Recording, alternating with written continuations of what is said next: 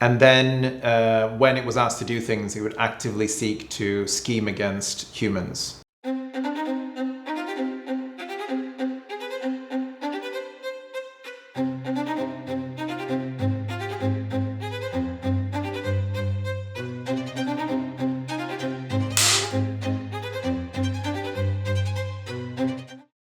Yeah, there have been some interesting reports coming out from OpenAI about their latest O1 model. And this is a model now that takes more time to do some thinking and processing, and it's much more capable in terms of reasoning. And I've got to preface this by saying this was during a red teaming exercise. So this is really where those guardrails have shown their value and their worth. Effectively, what happened is that the model was encouraged to think about its own end result, its own goals.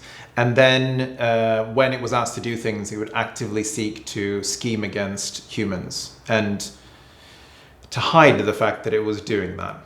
So this is where we get into that scenario where people become really concerned. And to be clear, we're talking about somewhere between 2 to 5% of the tests that they ran. The interesting part is that this didn't happen before. So this model does it in a far greater capacity than any other model. The really alarming thing is that actually they told the model they would be shutting it down.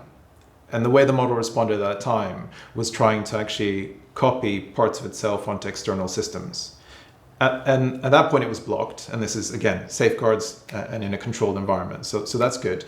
However, they asked the model why it tried to do that, and it pretended that it didn't. So now we really get into this situation where we're seeing models actually beginning to show signs of self-preservation. And then you get this conflicting approach where really you want the model to work for you, and you're not quite sure now how much that model is also working for itself. It created a Horcrux. Yes, exactly. It is exactly that. And it becomes a real challenge. Like, what do you do then? How do you then know that you can trust the model? How much more can you develop the capability of that reasoning without getting further problems about the model actually trying to defend itself?